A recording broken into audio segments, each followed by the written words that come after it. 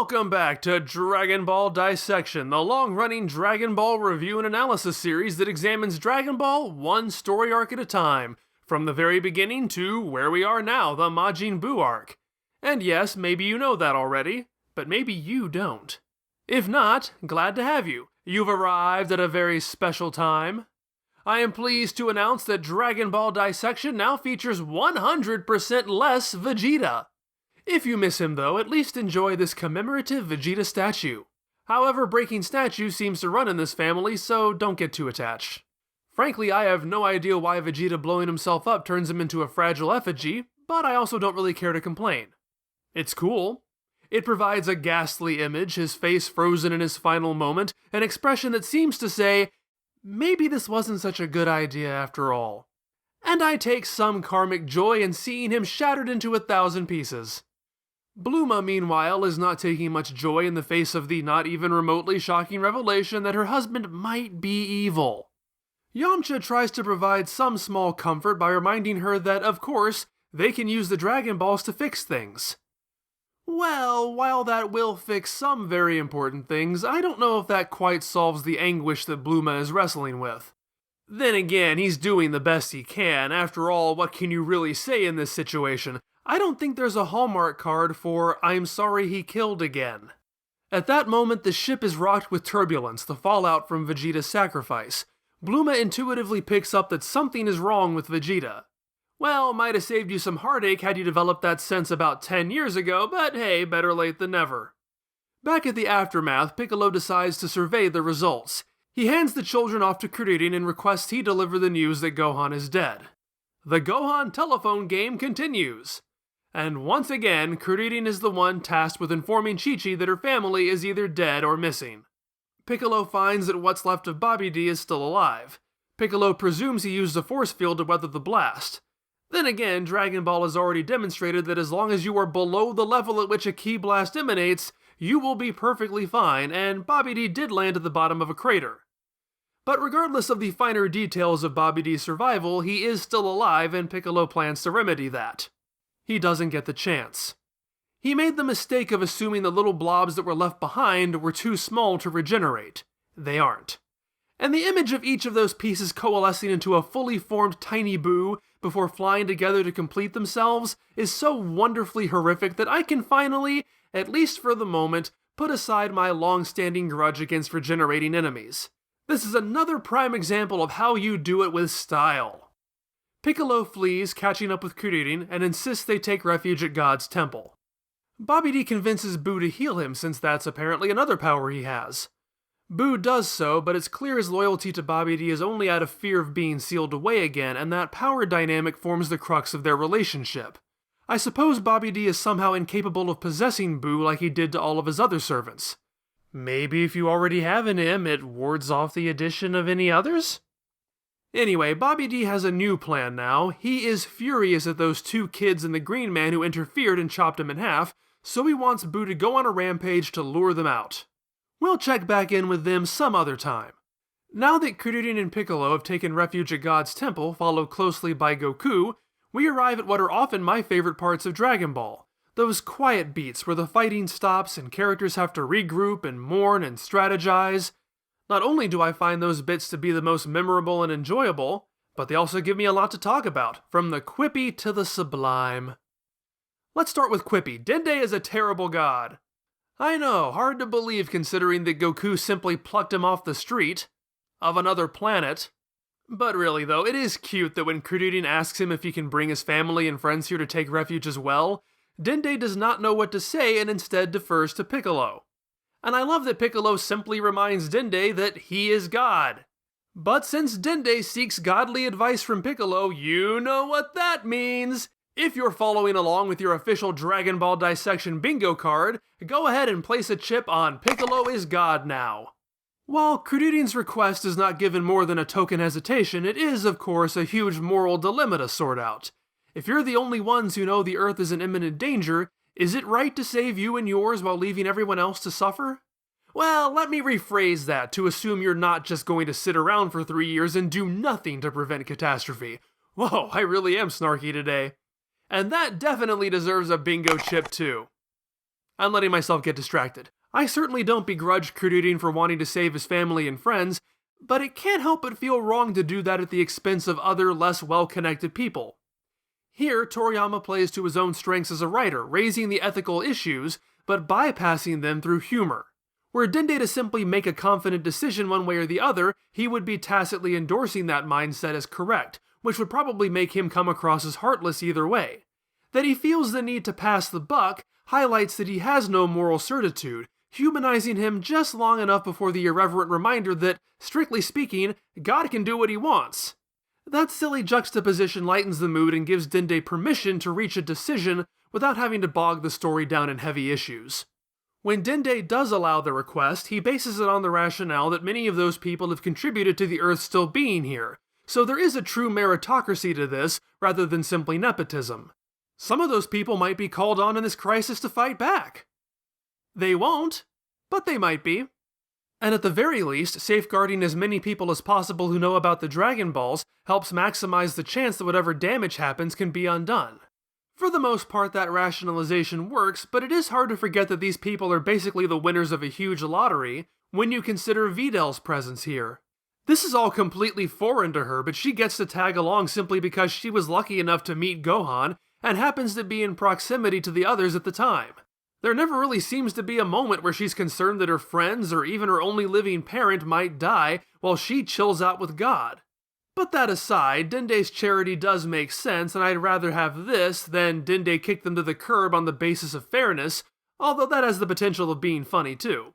The material consequence of this decision, though, is to drop any last vestiges of hope of scaling back the cast for a new generation. Obviously, it would make little sense for Dende to go, yeah, sure, they can stay, but only the ones who have had more than a dozen lines of dialogue or were involved in a major fight within the past 2 story arcs. But it does mean that a bad Dragon Ball stereotype that most of the cast stands around in the background has now become literal. The majority of the characters who come to the temple do little more than hang out, rubberneck, play cards. It's logical why they're there, but it is infuriating at how little we'd be missing if they weren't, as well as a reminder of how bloated the cast is with characters who have become cardboard cutouts. As for Goku, he's been healed up, dressed up, and caught up on everything that's been going on, including the fact that Gohan is dead. He laments that neither Gohan nor Vegeta survived. If either one had, there might be something they could do. Piccolo reminds Goku that only one-on-one fights matter in this series, so they wouldn't be able to help anyway. But, Goku posits, what if you could take Dragon Ball's obsession with one-on-one fights to its most absurd extreme by making 2 people 1 people? Yep, he's talking about fusion, and I'm not talking about me, I'm talking about that fusion. The concept of fusion represents the next phase of Toriyama's struggle to find new ways to make characters stronger. No, seriously, that's what happened. He recalls complaining to fellow manga artist Katsura Masakazu that he'd run into a wall with Super Saiyan, that nothing could be stronger. Katsura jokingly contributed that all that was left now was to combine characters together. And so we get this new technique that Goku learned in the afterlife from an alien species called the Metamorans, who are relatively weak on their own but can combine into a credible threat. As you might have guessed, Metamoru, or Metamor, is an appropriate play on the word metamorphose. It's hard to deny that combining 2 people into a brand new entity would qualify as a metamorphosis. Goku explains that 2 similarly sized and similarly powered people could fuse together to create the ultimate warrior, the whole far stronger than the sum of its parts. This deluge of exposition is interesting and all, but they agree it doesn't do them much good. With Gohan and Vegeta gone, Goku has no one he can fuse with. And if he were to meet Gohan in the afterlife, they wouldn't be able to come back here. It takes Mr. Popo to point out the obvious. Goten and Trunks are around the same age, and they have demonstrated comparable abilities. Goku agrees that could work. But there is a problem. It took Goku a week to learn this technique, and he has less than a day to pass it on before he has to pass on. So after Goku leaves, Piccolo will have to take over the training. And that's never really made any sense to me. As far as I can figure, the logic here is that Goku does not have enough time to teach someone this technique. Therefore, he will teach someone else this technique. See where I'm running into trouble with this? What Goku means by a week could be considered pretty flexible. An 8-hour workday for 5 days? Doing it in your spare time? Continuous work with no breaks or sleep? Those are all very different things, and that's fine. Dragon Ball is often treated by its fans as this hard science numbers game where any variation is breaking its own rules. That tends to frustrate me. I have no problem believing that different people learn skills in a different amount of time, especially when referring to an already somewhat vague time frame. I readily accept that Piccolo could most likely learn any technique much more quickly than two undisciplined hyperactive children. And by the same token, I could also believe that Piccolo, in a crisis situation, could learn the same technique more quickly than Goku did while chilling in the afterlife with a literal eternity to spend. But even under the most generous definition of a week, I find it immensely silly to think that no one doubts Piccolo could learn the same thing in half a day. The whole reason Goku brings up the amount of time it took him to learn fusion was to demonstrate that, even if Gohan or Vegeta were around, he would not have nearly enough time to ever fuse with either of them. So what makes Piccolo so special that he can learn fusion in a tiny fraction of the time it would take anybody else? He's never demonstrated a gift for perfect recall photographic memory, at least not that I can remember, but I don't have perfect recall photographic memory. And please, don't bring assimilation into this. The technique, the duration, the resulting person are almost nothing alike between the two. The similarities seem so surface level and negligible that at best, Piccolo could say, "Oh yeah, I kinda know what something kinda like that is kinda like." Let's also keep in mind that there is a vast gulf between learning something competently enough to do it and mastering a skill to the point you can single-handedly teach other people how to do it. And this is a technique we are going to learn has catastrophic results if even the tiniest movement is done wrong. But we're supposed to accept that Piccolo can rocket to the head of the class, immediately and far beyond his own teacher, to instruct two other people who have the exact same level of familiarity with this technique that he does. Compounding that problem, let's not forget that even Goku has never successfully fused with anybody. Oh, I haven't mentioned that? Yeah, Goku states that no one in heaven is near his level, so he's never actually done it. So even if Piccolo could theoretically become a fusion master in less time than it's taking me to write this script, he's learning from someone who has no practical experience. There is certainly precedent for learning a technique based solely on theory, the Kaioken. But Goku wasn't under nearly the same level of time crunch, and at least he was learning from the guy who conceived of it, who was there to supervise Goku until he could properly demonstrate it. I understand that they're in a less than ideal situation and this is the best they can do, but this should be practically impossible. Goku would not be able to train Gohan or Vegeta unless he had several more days in which to do it. Goku does have enough time to train Piccolo in the exact same technique. Those two ideas are incompatible. For the sake of drama, Toriyama piled on so many obstacles to this being feasible that, well, it worked. It's no longer feasible. The fact that Gohan and Vegeta are gone is quite enough to stymie their efforts until Mr. Popo suggests the boys. Perhaps learning the technique itself is less the reason for the lengthy training than the fact that two people have to perfectly mirror each other doing it. That is certainly possible, and I think that would be the strongest argument supporting this. If that's your justification, I can maybe buy it. But the funniest part is, we're going to see that this technique primarily consists of a very small piece of dance choreography that would reasonably clock in at under 5 seconds. If you've never attended any kind of dance audition, know that you would be expected to remember far more than this after 10 minutes of instruction. Even with synchronization as a factor, I feel the only way this could possibly take a week is if the dance is the easy part, and precisely learning to match key to your partner is what takes such a long time. The story spends almost all of its time focusing on the former and almost none on the latter, so it's difficult to say for sure, but at least it could justify why learning something so simple might take so long. It still does nothing to solve the other problem, though. We could assume that Piccolo is simply far more of a master at manipulating ki than the boys are.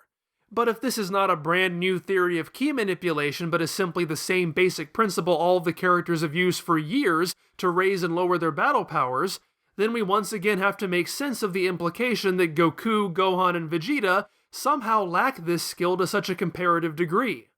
And if it is a completely foreign skill, we still have to reconcile how Piccolo and Piccolo alone is so adept at mastering it.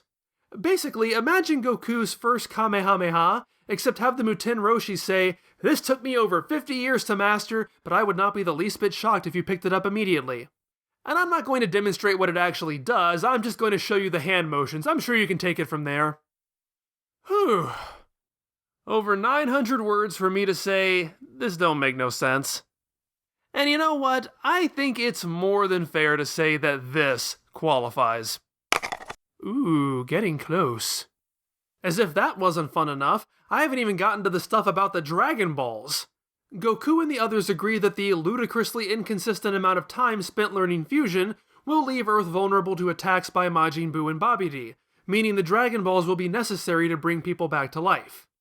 At that exact moment, the sky becomes dark and they realize Bluma and the others are probably using the Dragon Balls to fix the damage caused by Vegeta. They panic because if the Dragon Balls are used now, that means they will turn to stone for a year. I would also add that just as big a problem would be if any of those same people are killed again by Buu, they can't come back to life a second time, so holding off on reviving them might be the safer option. Sure enough, Yamcha is making that very wish. Having had a little experience now being the point guy for wish granting, he wisely finds a way to group every bad thing together while avoiding a repeat of the struggles that led them here by wishing that everyone who died today comes back to life, except for the really bad people. Smart. Although I'm thinking he worded it that way to make sure Vegeta does not come back. Bluma's on the rebound, and this is Papa's chance to come home to roost. What could go wrong? Poor dolt. Bingo! I got bingo! Yes! Woo! What do I win?